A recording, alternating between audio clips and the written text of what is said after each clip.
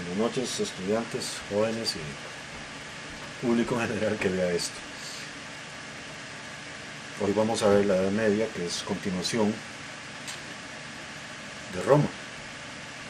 Les he explicado en el video anterior cómo antes de la República Romana tuvimos una confederación, una monarquía, después otra confederación, pasamos a república, y cómo la República Romana colapsa en el año 44 a.C.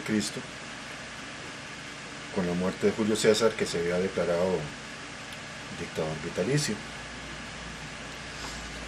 Hoy vamos a empezar a hablar sobre la Edad Media. La Edad Media, aquí cometí un error, aquí está. La Edad Media empieza en el siglo V y termina en el XVI con el Renacimiento. En el siglo V, ya después de Cristo, lo que observamos es que ya el Imperio Romano estaba dividido en Occidente y en Oriente. El Imperio Romano de Oriente es lo que se conoció como Constantinopla, o el Imperio Bizantino, fundado por Constantino. El Imperio Bizantino tuvo una duración de casi 1000 años, hasta que cayó en el año 1492 Mohamed II, que pudo derrotar a Constantino, a un descendiente de Constantino XII. Empieza en el siglo V con el Imperio Romano tardío, cuando ya el imperio colapsa. Ustedes saben que un imperio, para poderse mantener vigente, tiene que tener una unidad política, pero ya se había dividido en dos. Ya Constantino lo había separado, muere Constantino y el imperio queda dividido. A raíz del Imperio Romano tardío, que a finales del siglo III y comienzos del IV después de Cristo, se dan las reformas de Diocleciano y Constantino.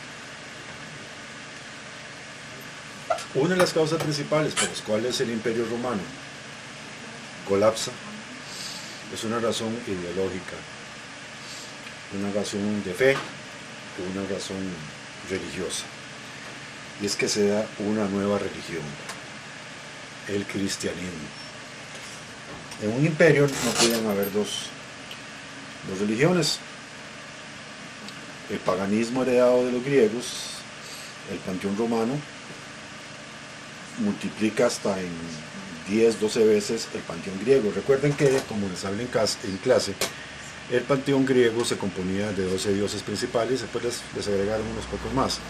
El panteón romano hereda esos 12 dioses y les agregan muchos más, con la diferencia, recuerden que en Roma no interactuaban, no humanizaban a sus dioses, aunque tuvieran una figura antropomorfa, o sea, humana.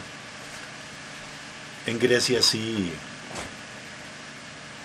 tenían hasta relaciones sexuales con ellos, hablaban con ellos, los veían. En Roma no.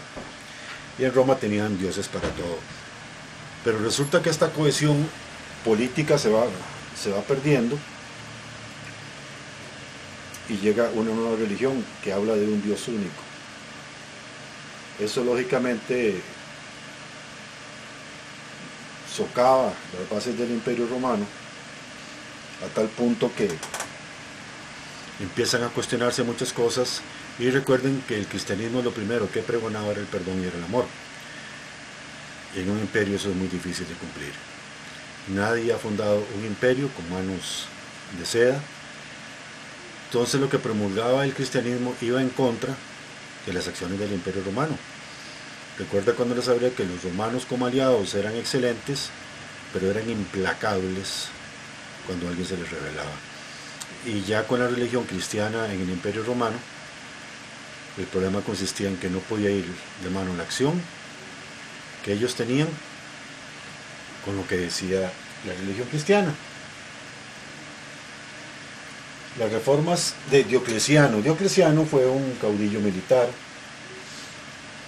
que implementó unas reformas políticas y empieza con la creación de más de 100 provincias. Entonces, más bien de buscar una unificación del Imperio Romano, lo divide.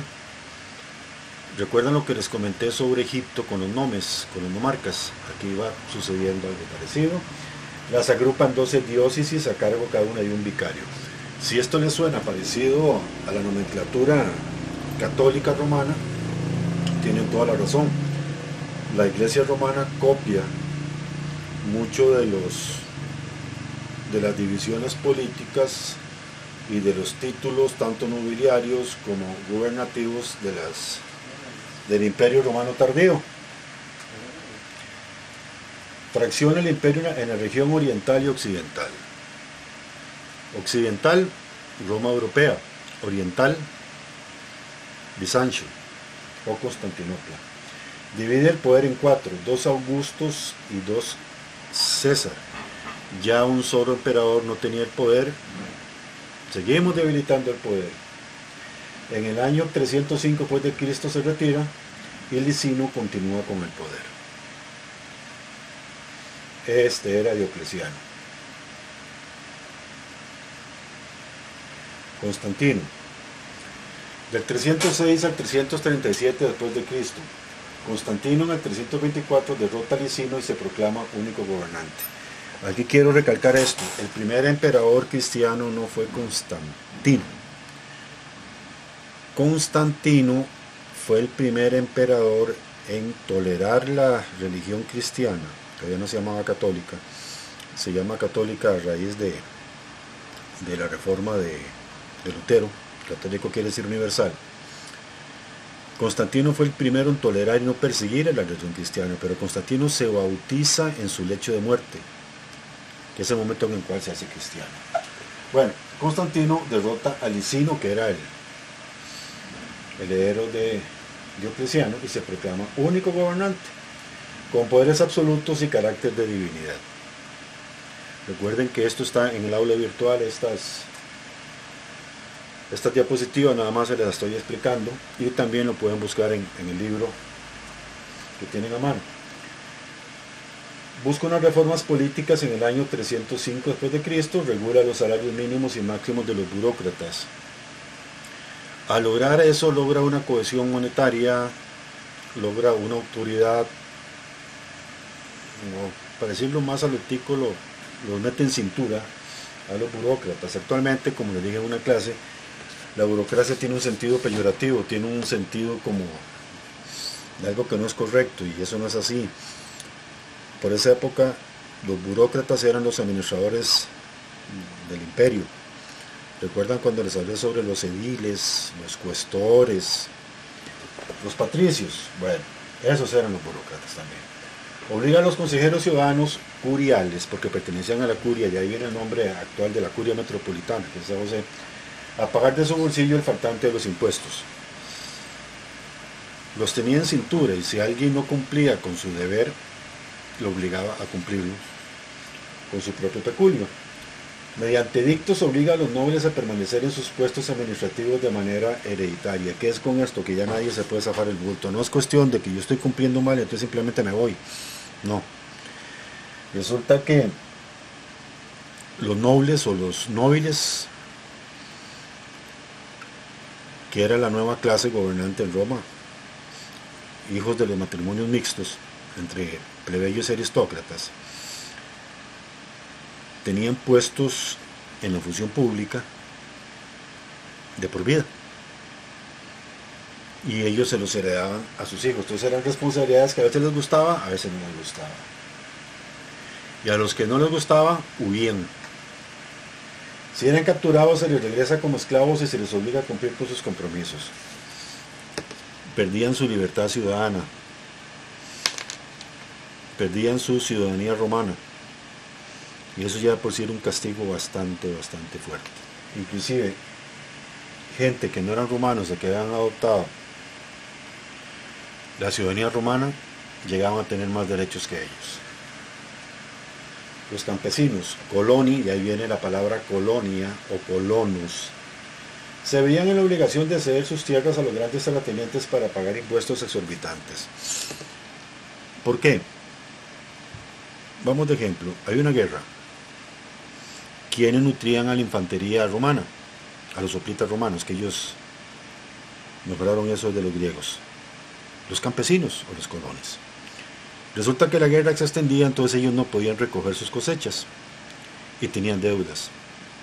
Estas deudas eran contraídas hacia los grandes terratenientes o latifundistas, los dueños de los latifundios. Cuando regresaban habían perdido sus cosechas por estar en la guerra. Entonces simplemente como no podían pagar, ya fueran los latifundistas o al Estado mismo, tenían que pagar con sus propias tierras, en vista que los impuestos eran sumamente grandes. Y esta historia de que es el pueblo que es explotado, ya pueden ver que ya tiene varios miles de años. Esto no es cosa nueva. Recuerden cuando les dije en clase que todos son iguales, pero hay unos más iguales que otros. Se restringen sus libertades y se les rebaja a la condición de siervos, no esclavos. Siervos, la servidumbre es lo que va fundamentando el inicio de la Edad Media, que era trabajo por protección. Pero el campesino ya no era libre. Las clases altas se evaden los impuestos por exención o por soborno, y como siempre. Le quebraban la mano a alguien, entonces simplemente no pagaban impuestos, y los impuestos que ellos tenían que pagar se lo pagaban los campesinos, sus empleados. El pueblo empezó a recibir a los visigodos del sur de Galia como sus libertadores. Los visigodos también venían de España. Entonces, ¿qué es lo que sucede cuando un pueblo está siendo explotado por mucho tiempo? Aparece cualquiera y ellos los ven como sus libertadores. Les voy a dar un ejemplo más moderno. En la Segunda Guerra Mundial, los ucranianos sentían que estaban siendo esclavizados por Joseph Stalin. Entonces, cuando el ejército alemán, la Wehrmacht, no la SS, entra a Ucrania, ellos los ven como sus libertadores y se convierten en sus colaboradores. Ya después entra la SS y entonces tratan a los ucranianos igual que trataron a todos los demás eslavos. Peor que perros rabiosos. Bueno, entonces en el 330 a.C. se funda Constantinopla, hoy Estambul, en Turquía. ¿Quién la funda? Constantino. Y la funda basándose en su nombre. La capital actual de Turquía no es Estambul, es Ankara. Porque a veces ponen como Estambul como si fuera... La capital es una de las ciudades más importantes, que se caracteriza por esa mezquita con 4 colmenas. Esa mezquita está basada en la iglesia de Santa Lucía, que era la patrona de Constantinopla, que en un momento fue la catedral más grande del mundo. Constantino en el 312 se convierte, ojo, pero no se bautiza. Entonces quiero que les quede claro que Constantino no fue el primer emperador cristiano. Fue el primero que toleró el cristianismo, pero no hizo del cristianismo la religión oficial del imperio. Quien la hizo fue Teodosio, y ahí viene su nombre, Teodios. ¿Cómo Constantino empieza a tolerar a la religión cristiana? Bueno, la historia dice lo siguiente. Había otro líder, otro caudillo que se llamaba Magencio, que se encuentra con él militarmente, choca con él en el puente Milvio, que atraviesa el río Tíber. Constantino, una noche antes, tiene un sueño donde ve a los estandartes suyos con una cruz. Hay que recordar, hay que hacer énfasis en que la mamá de Constantino sí era una romana conversa. Y siempre me enredo si se llama Santa Isabel o Santa Catalina. Ya la mamá de Constantino había influido en él para que fuera tolerando a los cristianos. Entonces una noche antes, en el campamento, él sueña con una cruz y una voz que le dice: en este signo conquistarás. Entonces Constantino le pone la cruz a sus estandartes y encima sucede algo, lo que se conoce como el fuego de San Telmo. Esa noche hubo una tormenta, y lo que hoy conocemos como energía estática, que es científicamente explicable, en ese momento no se conocía así, carga todos los estandartes romanos de metal, y es igual que cuando nos pasamos el peine y lo ponemos en un papel que lo levanta, o cuando ponemos la mano frente a un televisor que se ven unas chispitas. Entonces, si unimos lo uno con lo otro, esas chispitas se estaban viendo sobre los estandartes, que también tenían una forma de cruz, y encima de eso tenían la cruz abajo. Entonces se pueden imaginar que el efecto visual hacia Constantino fue devastador en el buen sentido de la palabra, pero hacia lo bien. Entonces él terminó de convencerse, y encima de eso ganó. Entonces sí le tuvo fe al cristianismo. Y en el año 313 después de Cristo se da el Edicto de Milán, donde se tolera el cristianismo. No es la religión oficial del imperio, pero Constantino, en agradecimiento y gracias a su madre, tolera el cristianismo. Él muere en el año 337 después de Cristo, y en su lecho de muerte, reitero, se bautiza. Aquí está, se bautiza en su lecho de muerte. Este era Constantino. Tan es así Constantino que yo les hablé a ustedes de que Roma se funda sobre 7 colinas, y una es la colina Vaticana. Constantino no le regala, simplemente le cede la colina Vaticana al cristianismo, y por eso hoy se llama el Vaticano, porque está en la colina Vaticana, pero en ningún momento se la regala, fue que se la fue prestando. Entonces, ya por ley de la costumbre, lo que se conoce como una ley consuetudinaria, es que el Vaticano está hoy en la colina Vaticana. Cuando muere Constantino, el emperador que sigue, Juliano, intenta volver al paganismo, persigue a los cristianos, vuelve con las matanzas de los cristianos, pero ya la religión estaba muy extendida. Socava las bases del imperio, simplemente muere Juliano y queda el cristianismo. En eso aparece Teodosio el Grande, del año 378 al 395 a.C., y declara el cristianismo como la religión oficial del imperio romano.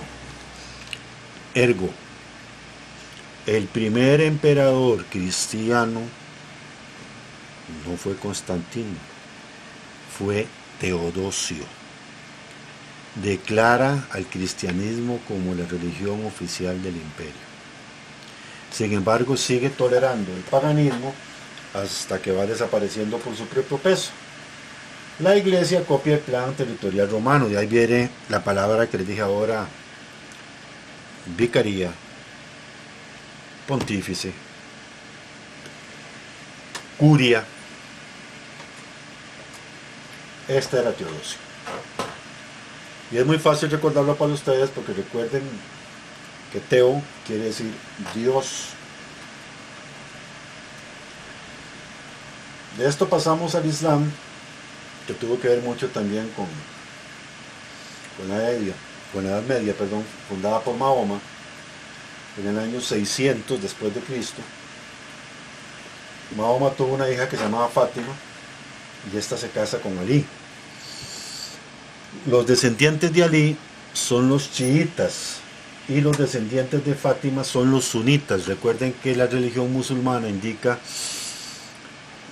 que la fe se hereda por la mujer. Es la única importancia que ellos le dan a la mujer. Por lo demás, la mujer casi no tiene ninguna importancia dentro de esa religión. Dicen los sunitas que son herederos de la fe islámica. De ahí viene el gran problema que ha existido desde el año 600 entre los chiitas y los sunitas, y que los han tenido hasta la fecha. Yo, cuando estuve en Israel, aprendí algo muy bueno, que me lo dejaron muy claro. El fiel musulmán no cree en fronteras, no le importa si su país se llama Jordania, se llama Egipto, se llama Arabia Saudí. El chiita quiere estar con el chiita y el sunita con el sunita. Esos son los grandes problemas que tenemos. Ya después más adelante se lo voy a explicar personalmente. En el año 711 invaden España y el resto de Europa. Es cuando derrotan a mi tocayo, al rey Rodrigo, al rey visigodo en España. Logran tomar España, una parte de España, y se quedan ahí durante 800 años. Tenemos muchas herencias del lenguaje de ellos, es ojalá, que quiere decir ojalá quiera Dios. Las universidades es una invención musulmán. Ellos supieron separar muy acertadamente la religión de la ciencia.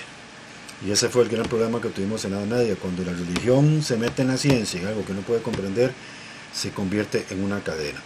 De ahí viene que la Edad Media fue un oscurantismo, fue una etapa oscura para la ciencia, donde Dios era el principio y fin de todo.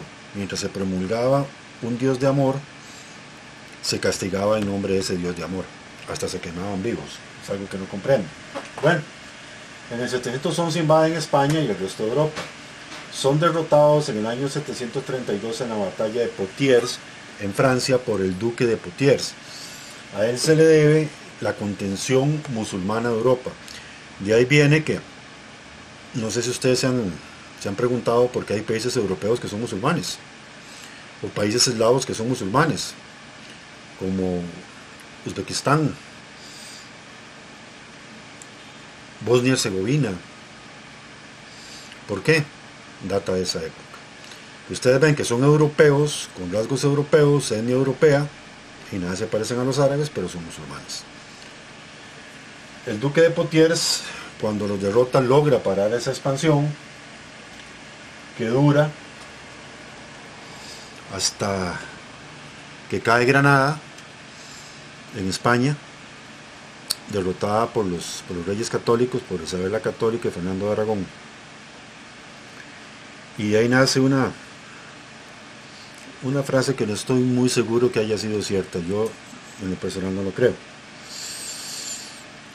Para nadie es un secreto que bajo la Sharia, que es la ley musulmana, la mujer prácticamente no tiene ningún derecho. Dice la historia, posiblemente inventada, que cuando el rey de Granada estaba saliendo de Granada y se voltea y ve la ciudad tomada por los cristianos, se puso a llorar, y que su madre se volvió y le dijo: no llores como mujer lo que como hombre no supiste defender. Yo no creo eso, y menos por esa época. Pero en fin, aquí tenemos a Mahoma, una de las pocas figuras que hay de él.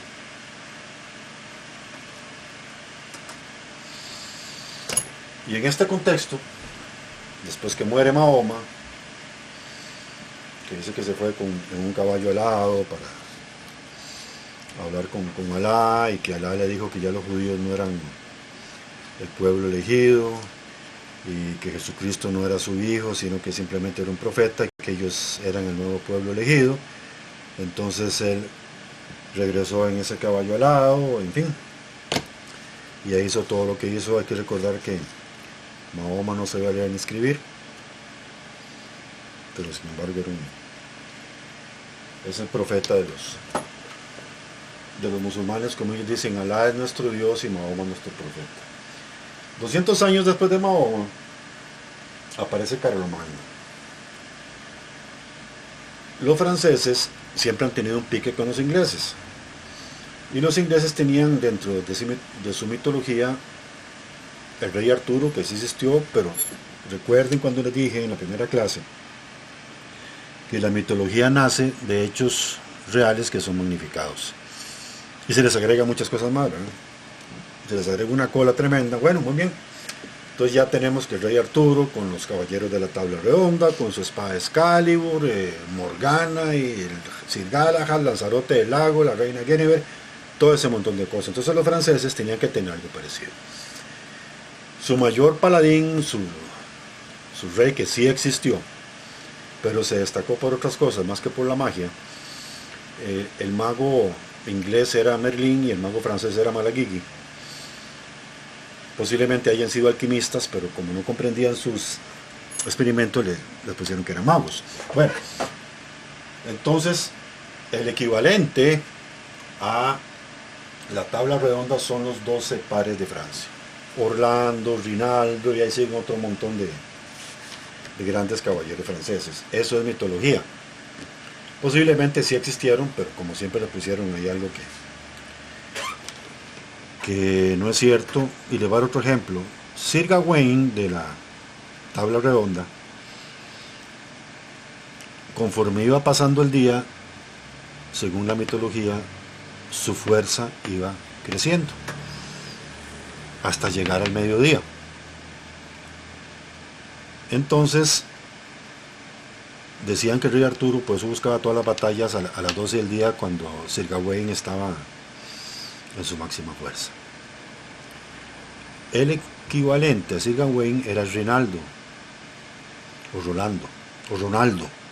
Bueno, Lanzarote del Lago era el paladín y el máximo caballero de la tabla redonda. Orlando era el máximo caballero de los 12 pares de Francia. Entonces ahí ya van tratando, ya van viendo una similitud, pero también hay que tomar en cuenta lo siguiente: estamos hablando de la Edad Media, estamos en plena guerra contra los musulmanes, y después de esto vienen las cruzadas. Entonces tenían que ponerle un componente religioso a aquellos soldados para que tuvieran un motivo más fuerte para ir a luchar. En las cruzadas, que lamentablemente no está dentro del tema y no la podemos ver, el Papa bendecía y perdonaba los pecados de aquellos que fueran a las cruzadas. Entonces podía ser el ser más malo del mundo, pero como iba a morir en nombre de Cristo, ya estaba perdonado. Los musulmanes también le decían a los soldados que iban a pelear en nombre de Alá, de la fe verdadera. Entonces por eso es que se hizo tantas masacres ahí, en nombre de dos dioses de amor. Aunque Alá y Dios, o Yahvé, es el mismo Dios, pero tanto los musulmanes como los cristianos hicimos unas masacres tremendas. La toma de Jerusalén fue una masacre donde mataron hombres, mujeres, niños, ancianos, de parte de los cruzados. Así que tampoco pensemos que éramos tan buenos como creíamos. Bueno, Carlomagno era hijo de Pipino, o Pepino el Breve, porque su reinado fue muy corto. Pero si les gusta la mitología, pueden leer la historia de Carlomagno, y todo muy lindo, y que Malagigi, y todo lo que quieran. Pero realmente, en la historia, Carlomagno fue famoso porque fue el primer emperador que quiso culturizar a su pueblo, quiso cultivar a su pueblo, e inició una serie de bibliotecas que todavía están hoy en los rezagos de esos lugares que son países del Imperio Carolingio. La importancia de Carlomagno reside en sus bibliotecas. Carlomagno divide su imperio en tres antes de morir, y lógicamente el imperio cae. En los rezagos de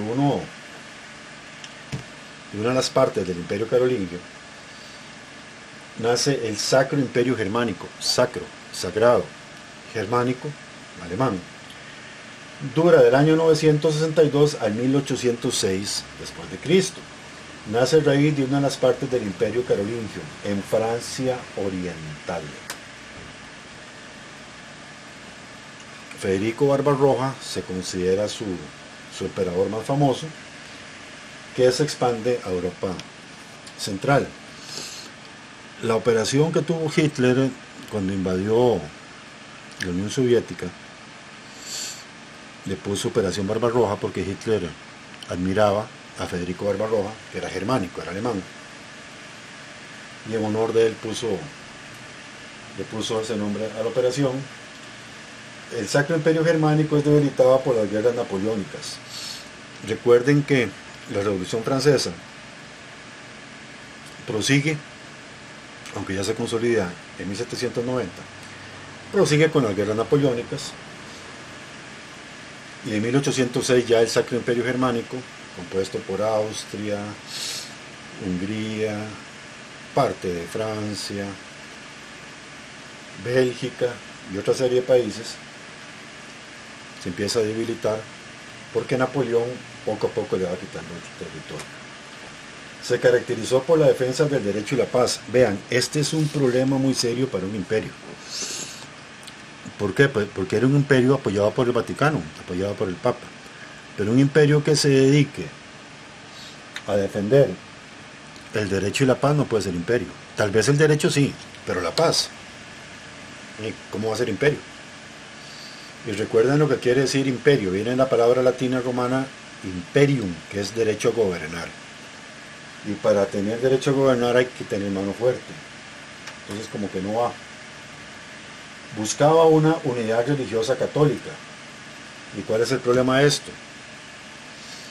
Con la reforma de Lutero, después promulgada por Calvino, ya habían países que se habían vuelto protestantes, principalmente por razones político-económicas para dejar de darle el diezmo al Vaticano.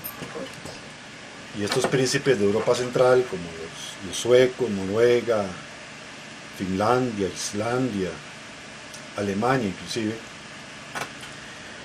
apoyan a Lutero para evitar pagarle tanta plata al Vaticano, y pues no iban a estar de acuerdo con que apareciera un imperio ahí obligándolos nuevamente a ser católicos. Católico, les reitero, quiere decir universal. La Iglesia católica o la Iglesia universal se da a partir de la reforma de Martín Lutero. Antes simplemente era la Iglesia cristiana. Esto produce poca cohesión lingüística y cultural. Al existir tantas nacionalidades del Imperio Sacro Germánico, todo el mundo pensaba diferente, todo el mundo hablaba diferente, y al no haber cohesión se debilita.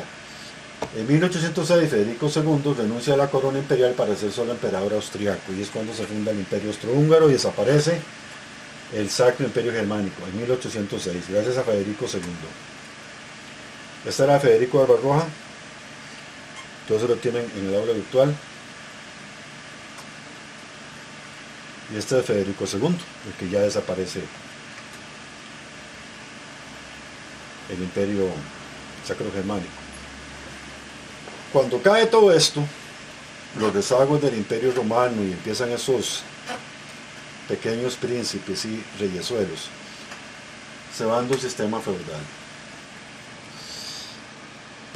Yo les había dicho que cuando el Imperio Romano colapsa, aquellos tribunos, los encargados de recoger los impuestos, y ahí viene la palabra tributar, o tributación directa como tenemos aquí, en otros países dicen trituración directa. Esta gente empieza a heredar ese poder y se convierten en señores de la guerra locales, después se autoproclaman, sobre todo la mayoría que eran nobles o nóbiles, se proclaman príncipes, algunos quedan de esa época, y le voy a decir quiénes. Liechtenstein es un principado chiquitito, bueno, San Marino es una república. Mónaco es un principado, y si ustedes buscan por ascendencia la familia de estos príncipes, van a llegar a Roma. Por esa época ya se da una característica del sistema feudal, que es la servidumbre. La servidumbre nos lleva a una sumisión absoluta de parte del siervo hacia su señor.